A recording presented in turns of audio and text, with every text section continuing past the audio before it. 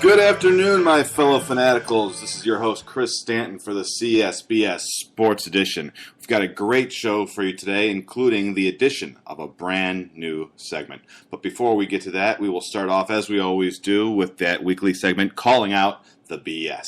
Calling Out to the BS is brought to you by Arby's. Try Arby's Giant 2 for $6 mix and match deal. Choose two from the beef and cheddar and the beef combo, each with a 5-ounce serving of roast beef. Only at participating Arby's. Arby's, sliced fresh, great taste. If you want to chime in on what we're talking about today, call our number at 630-534-0779. You can also email me at cmstanton2@gmail.com or tweet me at the CSBS. First thing I want to call out is that man that everyone loves to hate, and I do mean everyone, and that, of course, is Skip Bayless. You know, that anchor of that god-awful ESPN2 show, First Take. Him and Stephen A. Smith trying to suck up all the air so us normal people have nothing left to breathe. Yeah, that guy. Now, I've made my peace with the fact that he knows nothing about sports, and I've also made my peace with the fact that ESPN is never going to get this man off of my television screen. That being said, every once in a while, he still says something that just befuddles and angers me. And this week, he said this. In talking about the AFC competition for the Super Bowl, here is his quote. Must admit, Seahawks looking more of a threat to New England in the AFC than Denver is right now. I'm going to say that again because it bears repeating. Must admit, Seahawks looking like more of a threat to New England in the AFC than Denver is right now. Well, heaven forbid that somebody who works for ESPN should know this, but the Seahawks moved to the NFC in 2002. They were that team that faced the Steelers in the Super Bowl. Fun watching those two AFC teams go at it, right? Yeah. Not knowing that the Seahawks are in the NFC should be a fireable offense. In fact, I would argue that it should be a constitutional violation and put him in jail for the rest of his life. If for no other reason so I don't have to listen to him talk anymore. But this is just the type of thing that angers me. This guy is being promoted as an expert. He is the primary host of his own sports show that headlines ESPN2. He's on there every day. And yet, he talks about teams like the Seahawks winning the AFC. Yeah, I guess that 2-game rivalry with the 49ers last year didn't do anything for you. But, as I said, we've all got to make our peace with the fact that ESPN is never going to wise up and get this man off our television screens. And that is why I no longer watch ESPN. Moving forward, Ryan Dempster, the pitcher who is now on the Boston Red Sox and former Chicago Cub, got suspended for 5 games for hitting A-Rod. He threw 4 pitches. The first one went behind A-Rod, the next 2 were inside, and then the fourth one on the 3-0 pitch hit Alex Rodriguez on his elbow pad. And when I say pad, I'm talking about one of those medieval armor things that he wears on his elbow. We're not talking like a little thin pad that a high school wrestler might wear. And I just found this ridiculous. He got fined $2,500 and a 5-game suspension for plunking a guy. Isn't baseball that sport that promotes its unwritten rule book? The one that talks about how you're not allowed to walk across the pitcher's mound and how you got to retaliate and protect your guys and how the benches should clear and how you should plow the catcher. Oh, wait a minute. A-Rod got hit. 5-game suspension to you, Mr. Dempster. What the hell is going on here? Quite frankly, he should have gotten a medal and a bonus for hitting A-Rod. The fact is, the whole baseball season, despite all of the great stories that are going on, stories like the Pirates making the playoffs for the first time in over 20 years, where teams like the Indians and the Royals and the Reds are still competing for a playoff spot, how the Orioles and Blue Jays are fighting for a playoff spot, low-market teams making MLB a competitive force. And instead, all year long, we've been hearing about A-Rod and his ties to biogenesis and how he's appealing his 211-game suspension. I'm sorry. I think we all should be allowed to hit A-Rod, included with the price of ticket. A free shot at A-Rod. Get up there and throw your fastest pitch at him. Oh, I still think Dempster should be given a medal, and the fact that he's suspended for 5 games pisses me off. But I will say this for him. The 5 games will probably mean that he's not actually going to miss a start. If the 5 games start immediately after that game, you're in a 5-day rotation, which means they're probably just going to have to push back his regular start by 1 or 2 games. So the really only thing that's affecting Ryan Dempster at this point is the $2,500 fine. But like I said, he should be given a bonus for hitting A-Rod, quite frankly, and he should be given a double bonus if he injures him. Moving on. The Phoenix Suns and the Lakers, I'm going to have to call BS on them because they have released their new alternate jerseys for this season. In case you haven't seen these things, they're sleeved. Yes, sleeved jerseys in the NBA.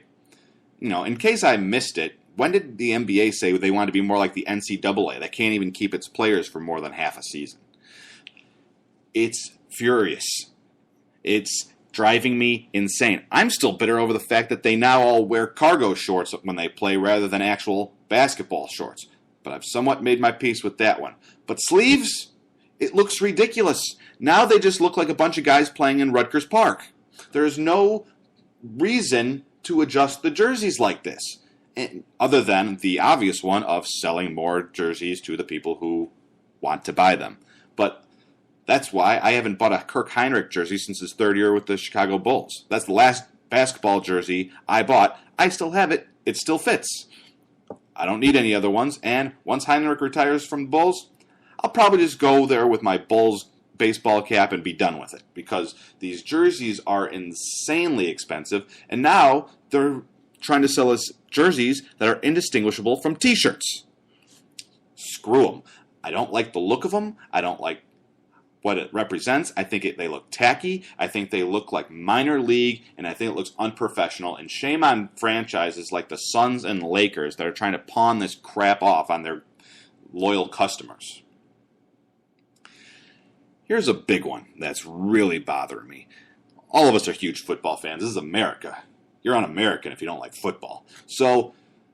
But the NFL is not notorious for being overly courteous to its fans. It's been given such nicknames as the No Fun League. And in a further attempt to piss off their fan base, they've introduced new rules about what you can and cannot bring into the stadium. Of course, we all know about the purse policy. You know, that new rule that says women cannot bring in bags that are larger than a clutch purse. And for all you men out there who don't know what a clutch purse is, it's basically a tiny bag that is for looks only, that can't hold anything more than a little bit of cash and an ID. That's about it. Anything else, you'll have to either fit in your pockets or bring in another bag. And here's what they allow you to bring in. You can bring in, 1, their NFL licensed clear plastic bag, which is about a gallon in size. And of course, you can get that at any NFL website or team site to support your team. So yeah, give more money to the NFL for pissing all over your right to bring crap in. And if you don't want to buy their plastic bag, you can bring it in a stylish, clear Ziploc freezer bag. Yeah, that's the NFL's plan. For the sake of security, you have to bring in either a gallon freezer bag or buy one of their licensed clear bags, which probably retails around $35. And it's just a little thin sheet of plastic anyway. It's not a substantial bag. It's not stylish. It's a piece of crap. And as I said before, they've made this change for security. Now, I'll tell you what they made it for. It's because they don't want people bringing in beer and food. They want them to spend $4.50 on a hot dog, $8.50 on a beer, and $7.50 for a cheeseburger. Here's what you do. Don't boycott the games. I mean, that's just hurting yourself. You want to go and support your team, great. Don't buy food and drinks at the games. Tailgate beforehand with your own beer and food and soft drinks, and then after the game, go out to dinner or stay in the parking lot and drink some more pop water and eat some more food. Don't buy any of their stuff. Once they start realizing they can't sell their crap to you, they'll stop trying. And here's the other thing about it. It's already become a big deal for the NFL to try and get people off their couches into the stadium. Let's face it, the quality of viewing is much better from my couch than it is when I'm jammed shoulder to shoulder with a bunch of drunks at Soldier Field or Memorial Stadium or whatever other stadium there is in the NFL. And for the cost, and you're telling me that I have to tell my wife that she can't bring her purse in? You're trying to cause a fight between me and my wife just to go to your game that I'd rather be on my couch watching anyway? Yeah, good luck with that. And I'm going to get more to that in a minute. But finally, and the last thing I want to call out on the CSBS here is Jon Bostic's fine. For the Chicago Bears, they drafted a rookie in the second round out of Florida named Jon Bostic. He is the heir apparent to Brian Urlacher's vacated middle linebacker position. The other night in a preseason game, he made a great hit on a receiver, and it caused an incompletion. He hit him right in the numbers. It was fantastic. And he's been fined $21,000 for it. What happened? Apparently, he violated a rule on the books in which he led with the crown of his helmet. It's a 3-part rule, and I just so happened to look it up. The first part is that the linebacker must line up the receiver. This means that the linebacker has a line of sight, makes deliberate movement towards the receiver, and goes after him. This is in there to protect running backs who go up the middle, maybe break through the line, and the linebacker has a head of steam on him. So that's the first part. The second part is you may not hit him with the crown of the helmet. Basically the very top of the helmet cannot strike any part of the receiver. And the third part is it has to be within the box. Imagine a big box coming out from the offensive and defensive linemen and extending 5 to 10 yards either way. Well, Bostic didn't line him up. This was a bang-bang play. Receiver caught it. Bostic happened to be there, planted him in the chest. Second part, this was outside the box. But he did lower his helmet, but, as I said, it was legal. It was in the numbers. No helmet to helmet, didn't hit him low.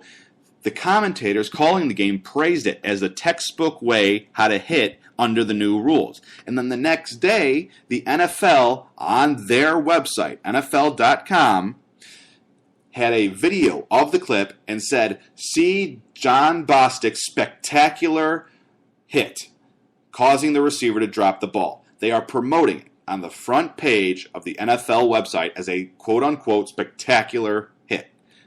And he got fined $21,000 for it. Luckily, last year a safety had a similar hit. He appealed and it got dropped down to $10,000. But for Jon Bostic, a second round rookie, he's not making that much. He got a good signing bonus of $1.2 million, but his annual salary is around between $400,000 and $500,000. So $21,000 for him is 5% of his salary. That is a huge chunk of change for this guy. And as the NFL evolves its rules about how to hit and how to tackle offensive players, it is an onus on the defenders to adjust. And I'm on board with trying to make the game safer. But on this hit, as the announcer said, it was a textbook hit on how to tackle a guy under the new rules. No helmet to helmet. Did not hit him low. It was a bang-bang play. There was no injury. There was no foul. And yet, this rookie is being made an example of for $21,000. I hope Bostic appeals it, and I hope it gets completely overturned and not just reduced. Earlier I mentioned the bans on the purses. Included in that ban are blankets and seat cushions. Yeah, let me repeat that. Included in the ban on what you can bring into the stadium are blankets and seat cushions. I have no idea what their justification for this is. Obviously, they said the bags are safety things because people can hide weapons or what have you in your purse or backpack or fanny pack or whatever. But blankets and seat cushions? This is what I was talking about not wanting to go to the games anymore. Usually I like to go to about one game a year. The rest, I'm going to sit on my couch and enjoy it on my big screen TV. And I did some numbers crunching. For the Chicago Bears last year, their average